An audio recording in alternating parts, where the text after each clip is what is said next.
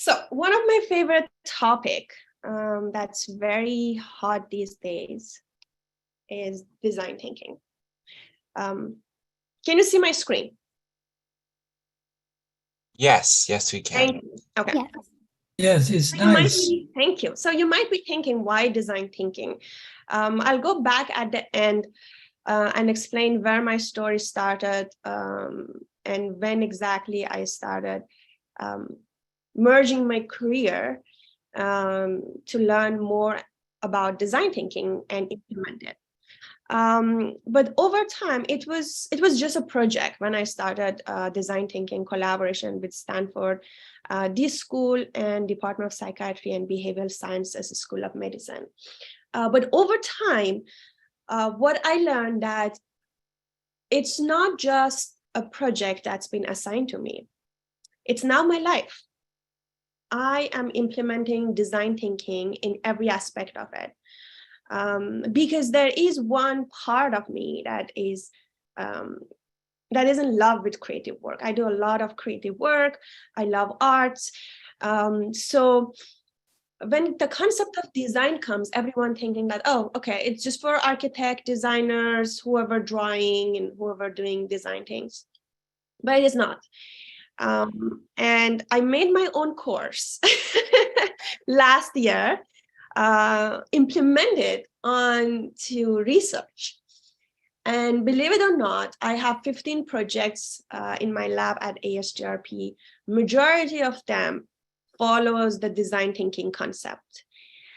So I'm sure all of you know me. If you don't know me, then it's bad. Okay. So design thinking is a hot and new topic? No, unfortunately not. It's a very old concept. It started in 1960 as scientific design. There was Horst Rittel, design theorist, which basically, believe it or not, create the methodology for complex mathematical modeling and MD problems, very complex problems. 10 years later, the concept of rapid prototyping came to picture, and that was by Herbert Simon, a cognitive neuroscientist and Nobel Prize laureate. It was through observation, science of artificials, and if the human thinking can be synthesized.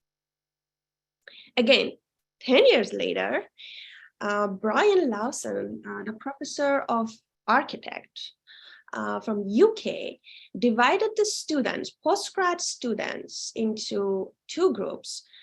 Basically, he made a study that used two groups, postgrad scientist and postgrad architect. So what he noticed when he assigned a problem, the scientists are problem focused. All the time they think at the problem they given to them. And they solve the problem, so they're a problem solver. However, when it comes to architect, they are solution focused. And at the end, they're also a problem solvers. So that was a very interesting, I think it was the moment that they discover why scientific approaches are different from the designer's approach. And at the end, both of them solved the problem. Okay.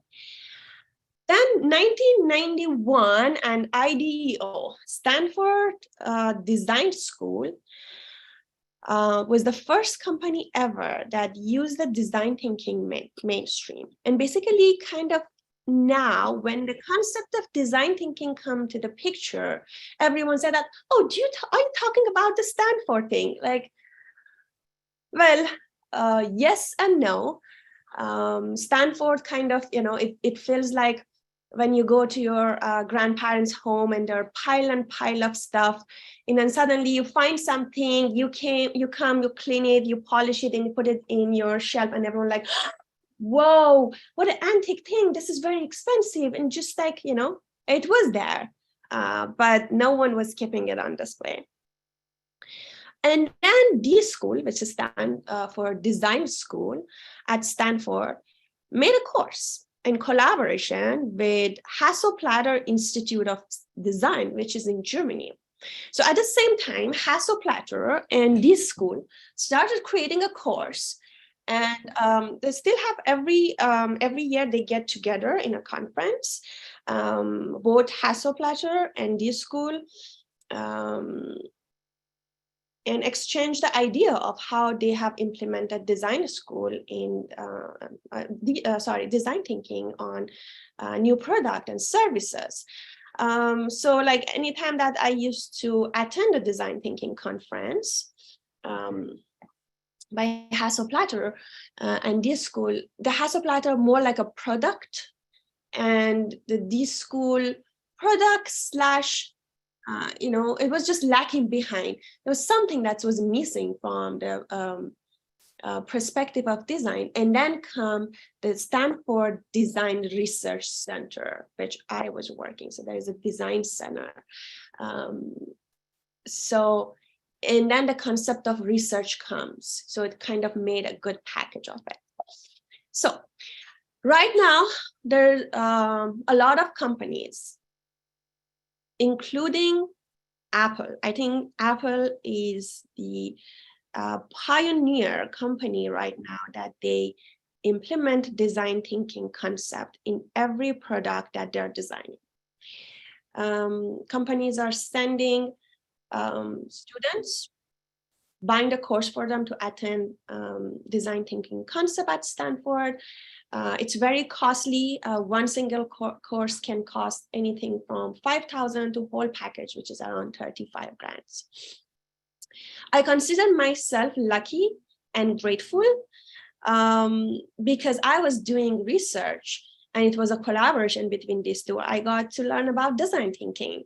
And way beyond that, there was a lot of other courses by some of the main people at Hasso-Platter and D School that I got a chance to learn more.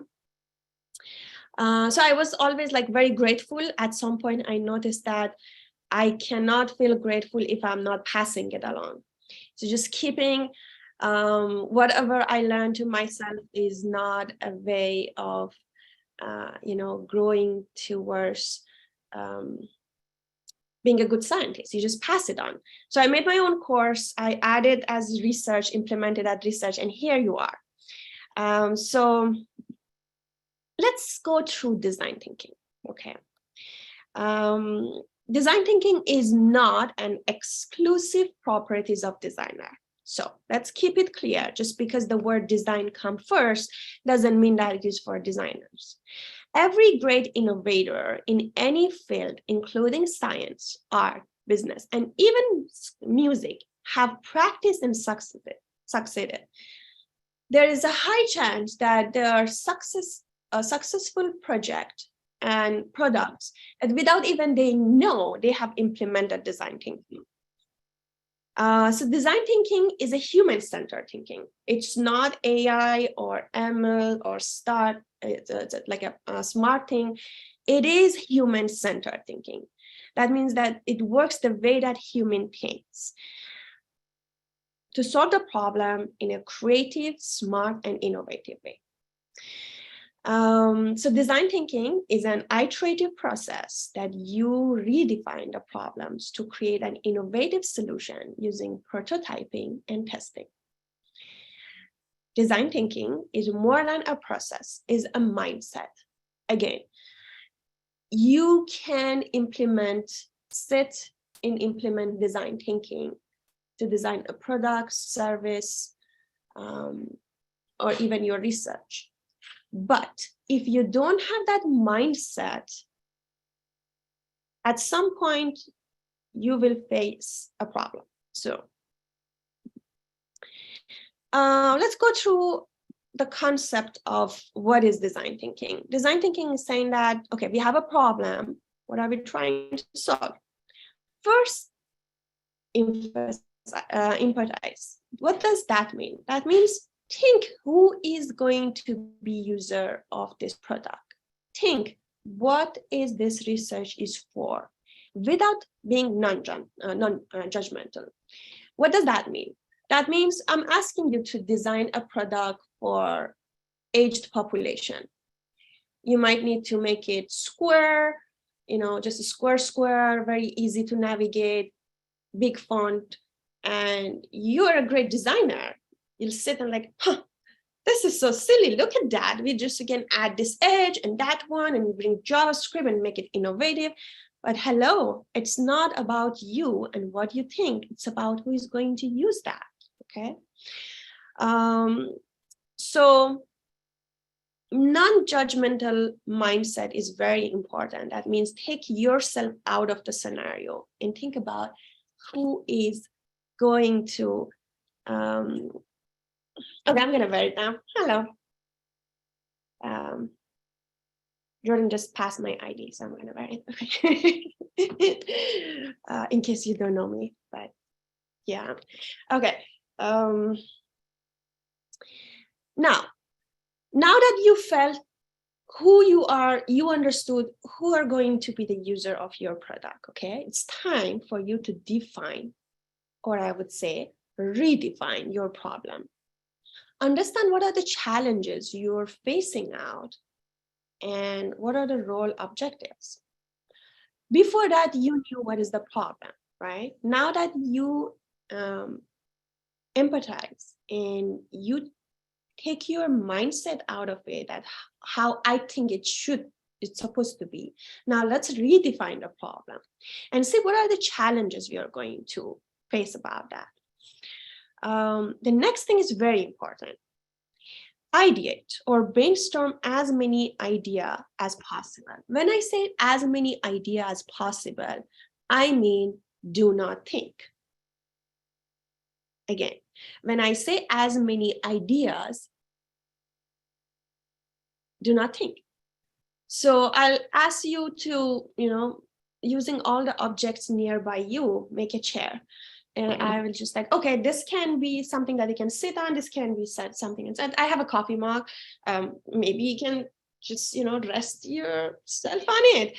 So yeah, funny, but it's an idea, right?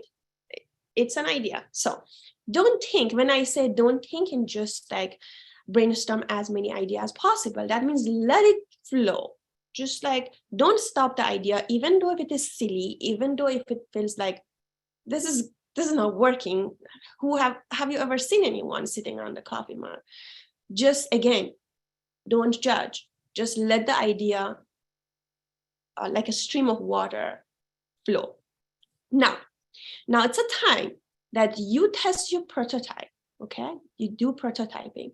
So it's a time that you actually sit on the coffee mug and see if it is working. If you fall off, fail fast, iterate quickly. It's very important, very, very important to fail fast. So fail fast is something that when it comes to research is very hard, because there are people that, I explain why I implemented on research, because I used to do like, when I used to work at a lab, my principal investigator was like, okay, this is an algorithm implemented. This is like 50 participants. And I was like writing a code, implementing like 3-4 months, and then boom, it crashed. And it was like, this is hurting because now I'm losing the interest towards working it. Was there any way that we could fail faster? Yeah, instead of trying it on 30 participants, we would have like go end to end, implemented on 5 participants in 3 weeks. Okay, so if you are doing a chemical reaction, what are the other substances that you can test it at the same time simultaneously with minimal procedure and fail fast, fail quick? And that will give a chance to reiterate. When I say that, you look at all the things around you and see that what are the things that can be used as a chair. It just like put all the options on the table. Now it's the time that you sit, whatever doesn't work, fail fast, fail quick, keep it aside, implement it. So now that you have come up with a final, maybe a box that you can sit on, it working, can take weights. Now it's the time that you test it and get a feedback. Now it's a time that ask someone else to sit on it and give it a feedback, it's the right chair or not. Okay, so that's whole concept of design thinking. Fail fast, fail quick. It's important to fail, but it should be fast. It should not stop you. It also needs to help you to reiterate and iterate quickly. Okay, so let's go back to the concept of cognitive science. Okay, my area of interest is memory and creativity. Creativity plays an important role. Like I give value to creative individual because it's a different case. You don't have to take course to be creative. It's just the mindset. So when it comes to creativity and concept of psychology, or I would say cognitive science or neuroscience, we have two kinds of thinking: divergent thinking and convergent thinking. So one mindset is the scientist approach. Convergent thinking. The word comes as converging. Scientists, they'll get facts, logics, and solve the problems. Okay, so when you said that scientific approaches are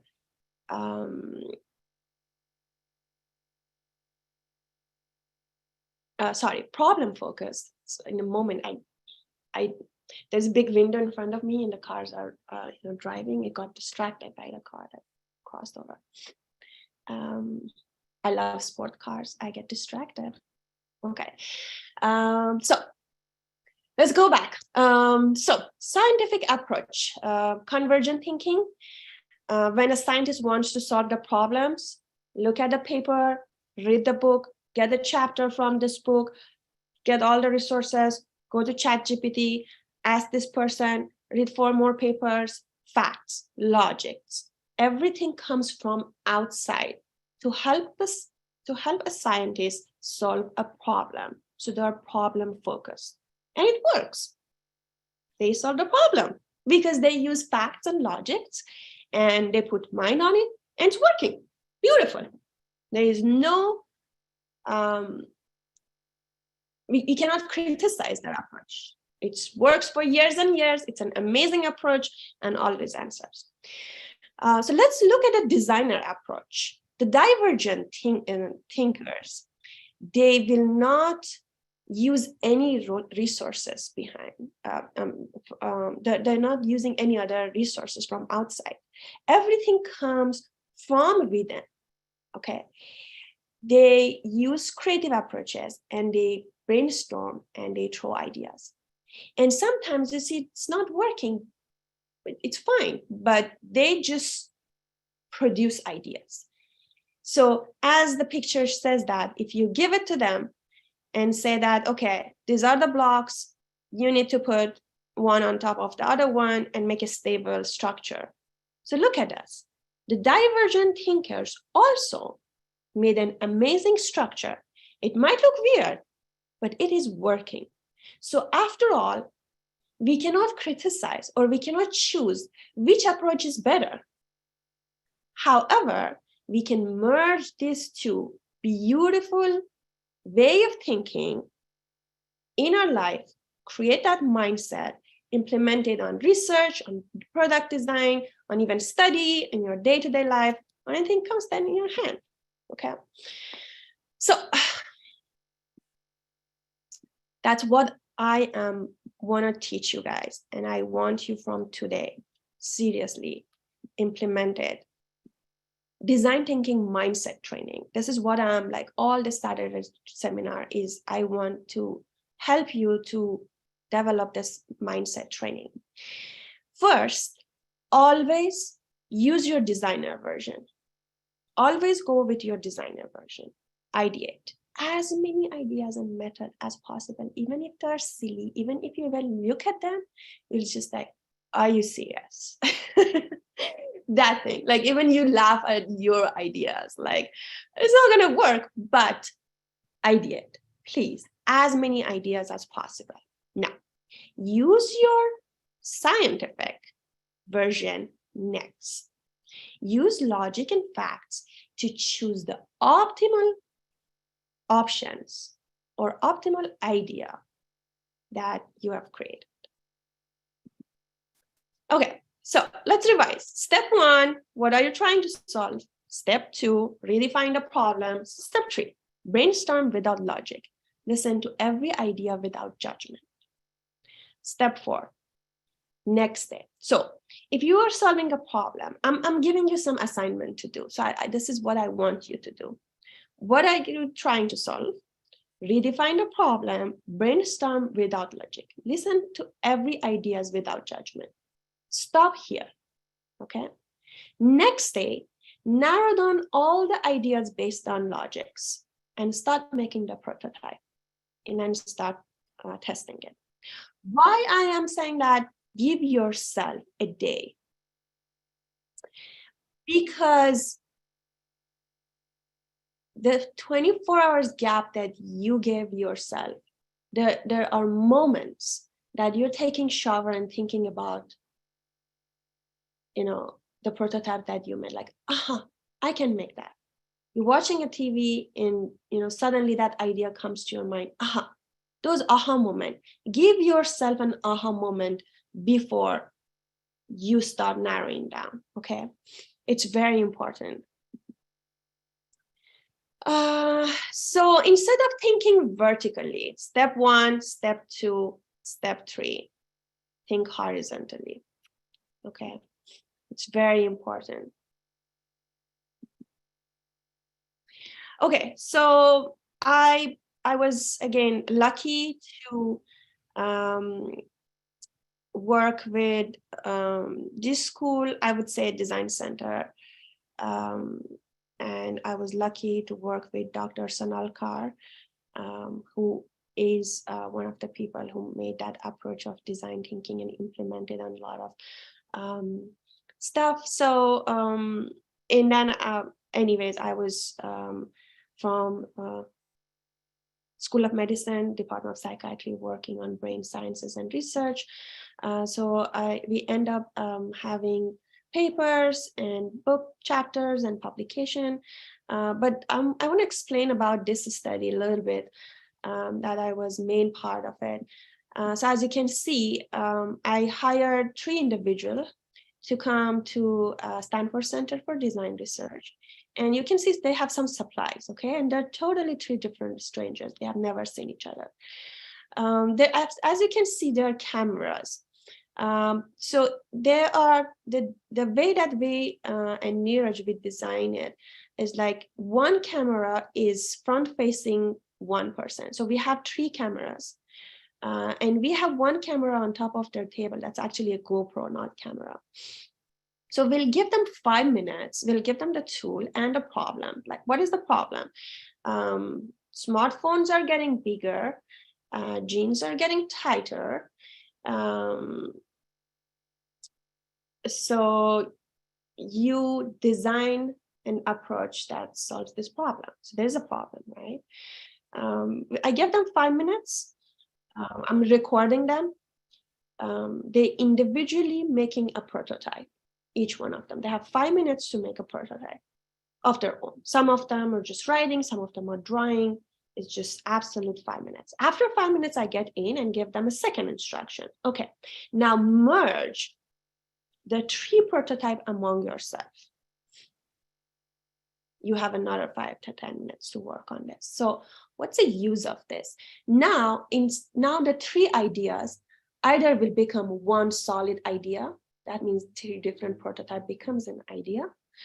Or what will happen, they find 1 or 2 of the ideas more interesting and they add concept on it, okay?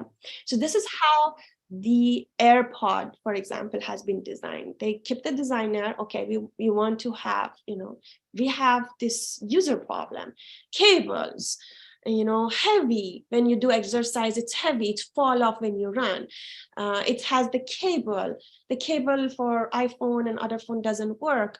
How we can solve this problem? So this is a problem. And then, some people, they said, okay, I want it to be hands-free, okay, but I will lose it. How I'm going to charge it? Just like, oh, we keep it on the charging station at home, but I have to carry the charging. How would we put it in a box? Oh, okay. yeah, okay, so let's put it in the box. It gets charged in the box. You know, I wear jeans and it is all the time, it pokes out when this box, you know, there's a box in my pocket. Let's make the edges soft. Tada, the product is evolving. You can see how the product is coming. So that's the thing. We give them extra time to merge the idea into one single ideas, or rather choose the best idea and work on it. And then I get in, I'll tell them, okay, now it's the time to test that prototype. You have some paper, pen, cardboard, scissor, just, you know, stationery stuff. Start building.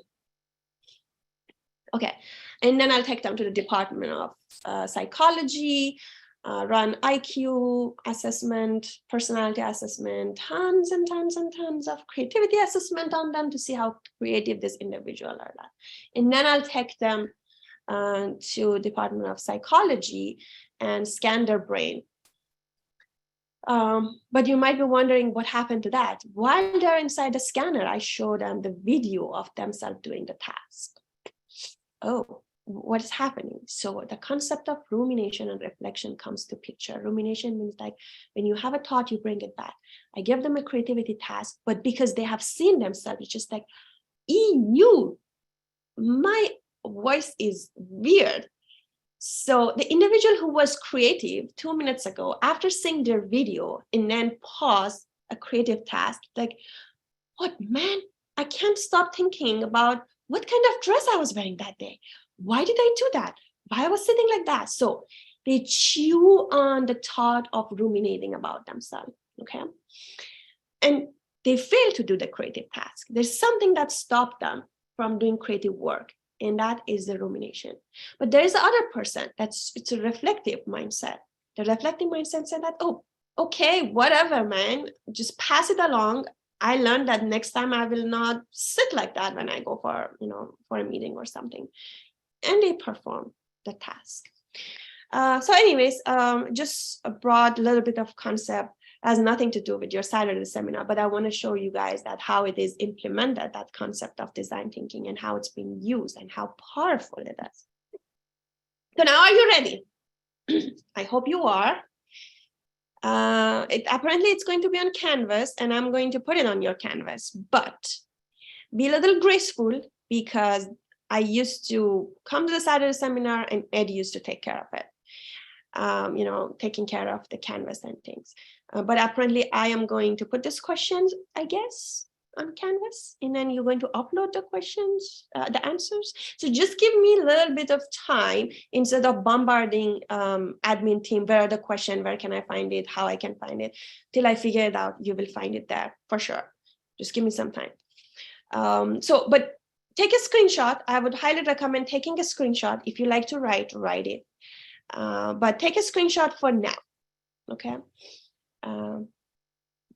So design a research study relevant to the topic that you're working on at ASDRP, and implement design thinking concept, divergent thinking, and convergent thinking. Number 2, design 5 different prototypes for a product you use daily. Like I am sure, I'm sure every one of you use headphone. Like there's no way that we don't use headphone. We are in the meetings, we have to make sure that we're not disturbing others. We listen to music. If you are a musicaholic like me, without your headphone, you can't sleep. Yeah, so my headphones are like, if they are not there, that day I'll be like, how I'm gonna leave, I don't know. But as user of AirPod, I always like, I wish, you know, they would have had this, or I wish they would have had this one, or I wish for this. God knows, God knows for sure. And I know also I have lost a couple of this AirPod. Either I lost the case, or I lost the pods, and it was always like, even though with lost and find my headphone and stuff, you know, sometimes it's just not fine. I'm not able to find them. Especially I lost 2 during my flight. And I was like, how I can help with that? And then, lost and found a flight, and just like, it's gonna cost. And I was like, okay, forget about it. I'm going to buy a new one, and I'm addicted to it. So guilty. But anyways, there's always something that you wish in that product that would have worked. So you never know. Maybe if you have a prototype, you email it to that company, that product, if it is a soap, if it is a bag, if it is a headset, please make a prototype. I'm sure they would love it, because you're thinking from the user's perspective. So it's very strong and very powerful. Again, take a screenshot. If you would have choose an alternate name for design thinking concept, what would it be?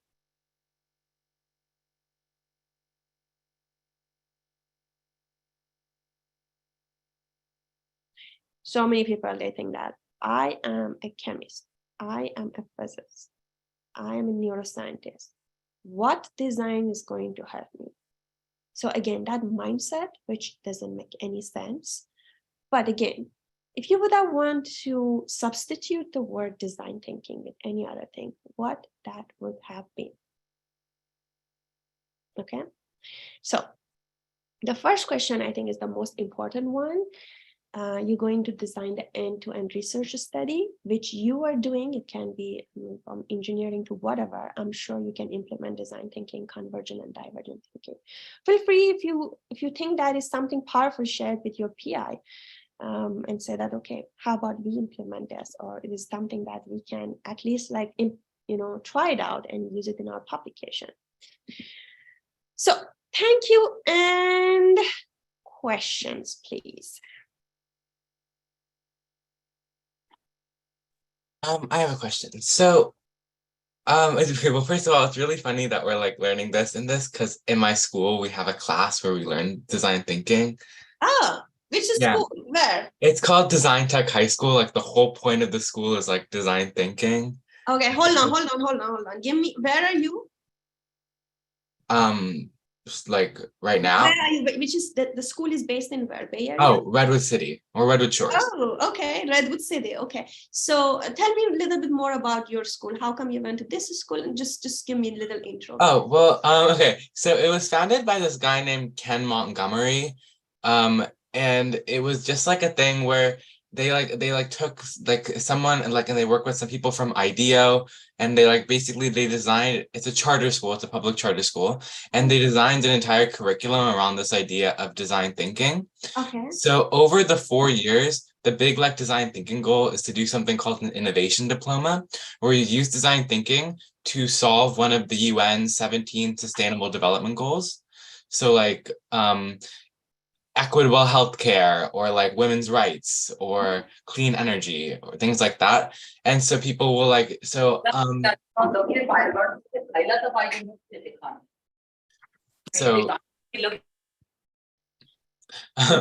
so yeah, I think one of my friends who's an older grade, they implemented a thing where they designed a community garden, where they worked with a group of people, and they all did a bunch of stuff. Right now, for what my freshman introductory course into it, we've done a lot of things.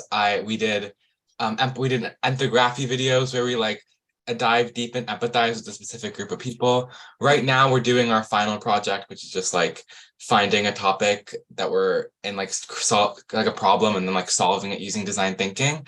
I'm doing something around creating eco-friendly micro pipette tips, because I feel like micro pipette tips are really wasteful. So yeah, I agree with you. I learned about them and I was like, wow, this seems like a waste of pipette tips. But yeah, so it's just things like that. But anyway, my question was actually, when you're doing something like a data collection thing, where you're for example, we're in astrophysics for analyzing data sets, how could you implement design thinking into that? Okay, so with data collection, again, comes you can, so design thinking is not something a rainbow and you pour it over your project. You can implement it in every step part of it, breaking down and make sure that every step works with design thinking. All my teams that they work on data collection, they go like, they design the questionnaires or psychological assessment or whatever they're doing, or COVID related study. Once they design the questions, they test it among themselves. Okay. And then they test it among their friends. And then they bring the pilot study. And then once we test it on pilot study, we interview them. Okay. So just like there is ideas, we get a feedback, we come back, reiterate. So anytime that they test it, so first they test it among themselves, and whatever they think needs to be fixed, they'll fix it. Then I test it, reiterate it, add ideas to that, they work on it, they test it. Now they go it from their research group to one level within my lab. They ask like, hey, can you and you, they test it. Still dessert test one, they reiterate. Now we actually bring participants in, which are not considered as participants, but we call it pilot study. That means, what is the difference? First of all, we don't include the data. I'll explain why.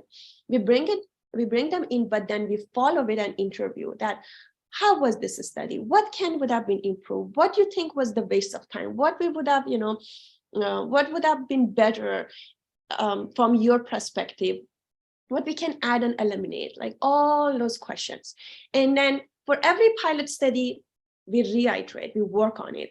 So since all these questions are changing, that's why they cannot be a part of a study, because for a study to be considered as a study, every variable has to be fixed.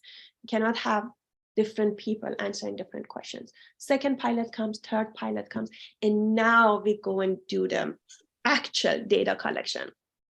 Okay, so it's people doesn't know that. They just like, okay, this is a questionnaire, let's put it in the market, let's do the survey, or assessment or whatever, and collect data.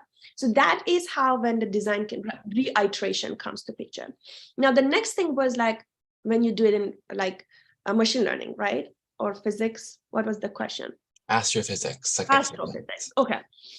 So I'm not a physicist, but I would say that if you want to implement so give me an example, like is it some data that you're working on, or you're we like look at like a long list of like exoplanets and we try to figure out like which ones are like habitable. Okay. So it's just like a lot of math, and I'm not like, so would it be like do like testing, okay, like we try this and then we like see, okay, are we getting like the refinement results that we need, and then if we're not, we like try again? No, we would not try it. In this concept, we go with the hypothesis. And we test the hypothesis. Okay. So what I'm saying that there is definitely something with exoplanet that is unknown, right? And there's some factor that is known. So how about we hypothesize that X and Y and Z is working? It's just like running the t-test. I don't know if you're familiar with t-test or not. I'm sure majority of you are doing statistics. But first we assume that there is, if you have two groups, the assumption is that let's have the hypothesis, null hypothesis, that there is no difference between these two groups, the group that received the medicine versus the group that did not receive. This planet X versus planet Y. Okay, and then you run the statistical analysis. If it comes significant, I said that there's a difference between them. How you can implement that? You look at the variable, for example, I don't know, whatever concept is there that you're looking for, exoplanets. Is it something that you can hypothesize across all of them and test it? Is it doable? Can you come up with that? Is that possible? Yeah, okay, so like seeing if these planets are like inhabitable. Is it like seeing like different patterns? Is it like, okay, both of these planets are in a habitable zone, so what other things do they have in common? Is it like that? Yeah, but then define the habitat. Oh, okay. So it's like, okay. Go like, okay, so you're thinking about like, I don't know, water, oxygen, air, soil, what are the factors? And just to start, hypothesis that what if there's actually a water? How would that been changed, that planet? Do we have any data that can prove? Is there any other planet with similar data that has the similar, characteristic? So just don't think of the fact, because the fact is limited again. If you want to iterate, you need to ideate over the things that doesn't exist. Okay, that makes sense. Thank you. I mean, I wish I knew more about astrophysics to help you, but I'm just throwing ideas. I hope it helps. Okay, next question. What was, Ashwin, what is the name of your school one more time?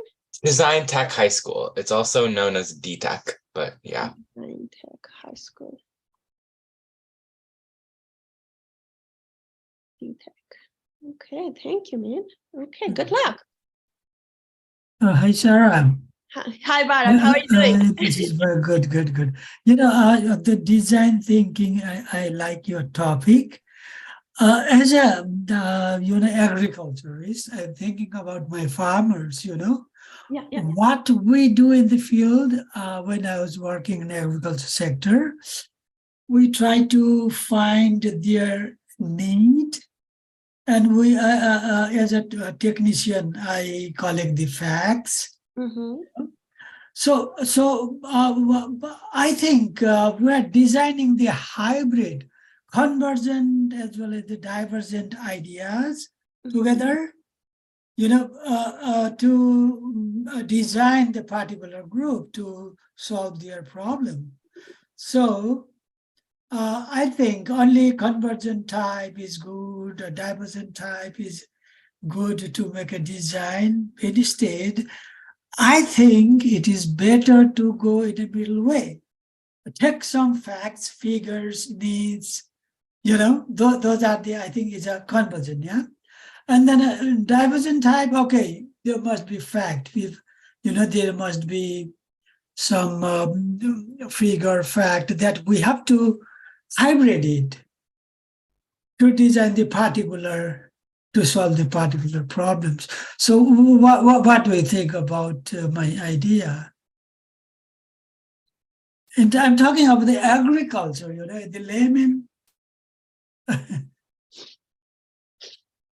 I think when it comes to agriculture things, a lot of things are environmental. So if I really want to see how a seed, I want to study seed growth, I will grow that seed in 5 different conditions, which in each condition only one variable is changing. Like if I'm planting the seed 1, at the same time I'm ideating how I can, grow this seed. I'm looking at it as like a person who just want to plant something, because I don't know much about agriculture, but I'm a huge fan of, planting. So just like, okay, the first seed is going to be in this kind of pot. The second seed is going to be in that pot, but outside the home. Right. The third thing is that it's going to be outside the home, but in a different pot. Third thing is that the watering. So it's just like, I try to make multiple options, but at the same time, make sure there's a comparison of how I'm growing that seed. So basically, I'm just throwing an idea of how I can grow this seed in a different situation. And I think after a month or 2, or like in 3 months, I can look at the seed growth and say that, oh, so no, that idea of keeping that seed early on outside the home didn't work. So I'm going to drop that idea. So this one in this pot looks like, maybe that's a pot. It's like pot had some effect. So maybe I have to eliminate that. But the fact that, okay, let's first make seed in this pot and look at it for 6 months and see if it is failing or not, is just, again, like after 6 months, now like, oh, so it failed. Let's now look at this other option. Okay, we'll wait and see if it is working or not. And then another 6 months. So you end up doing a research for 2 years on a crop or a seed to grow while you were actually waiting. But rather, if you would have created the same situation with multiple options, then you would have eliminated the one that they fail fast and keep the one that is constant. So don't I mean, don't wait from end to end till you fail or you succeed. You implemented on all of them and eliminate the one that failed fast, fail quick. Okay, we start together with all, and then just go ahead, and eliminate the wrong thing and go. Yeah, I mean, that's Yeah. how you have to have that mindset. I mean, it is different and difficult if you cast it on the agriculture thing, but better than, I mean, from time-wise perspective, it makes it limited. It's also, when you fail, you don't get disappointed. Basically, failing is the learning because you knew it's not working. And sometimes, especially when it comes to, I learned when we used to do a lot of exam, multiple choice question. And I learned it when I was doing the GRE exam, that to go with something that's not the answer rather than finding the answer. Eliminate the one that doesn't make any sense. Being a non-native speaker, and it's always been challenging passing those exams for me. And I was like, I think it's working. I know what's not working. So eliminating the thing that's not actually answer will get you to the answer. So eliminating all the things that making you fail, it's actually a way to success. Right. Thank you. Okay, next question. I have 7 minutes, and we have, I think, at ASW, we have prospective researcher workshop for future researcher. So I have to jump down and attend that. So I have 6 minutes. How many of my researchers are here? Oh, that is bad. Let's see. Arafat is here. Okay. 4, 5, 4. Only 4? 6? Me. I have 76 researchers. Okay, 2, 4, 6, 8, 9. Only 9 of you? Okay. Perfect. So no other question? Wait, I actually do have a question. So it's actually about the like little assignment thing. So for number 1, we're supposed to create like a beginning to end kind of basic research kind of study that'll investigate or solve a problem that our group has. And then for number 2, we're just when you say prototype, you said prototype products that we use daily. Does that mean identify problems with products we have and then try to solve those problems using design thinking? Okay, let me give you let me clarify all these things. So you're going to use Google Docs. So it's written. If you really implement it, then you can take a picture of it and attach it to your Google Doc, to the doc file. So that's about it. It's about the first one. You're just writing the whole, again, you can implement it on the methodology only of your research. It's not necessary. So when I say implement the design thinking, don't think like an umbrella, but rather you might use a design thinking for literature survey. You can again implement it on methodology. You can even use it for the whole thing. I don't know. It depends on the kind of research you're doing, right? So if you're doing data collection, you might use it. If it's data collection study, you might only use it for data collection. So think how you can implement it on the kind of research that you're working on. And number 2, again, you have a product, bring the name of the product, iPhone. What are the other prototype would have been think? I don't know, an iPhone with, it folded into a circle. I don't know. And this is one idea, and explain a little bit why you think that idea that that prototype is working. Make sense? And, if I had a phone, it would have been carried with drone so that I don't have it. I wish there was a drone with the phone at night so that I would have sleep and just like browse through my Instagram, because my hands are paining. My hand is painful when it hurts me when, I browse with, sleeping on one hand. So it's just like, it's a prototype, Okay. a And drone then, next to my bed. okay, so then for number one, we're just like explaining how we would implement. We were like, Yeah, I would implement like design thinking here in like my thing.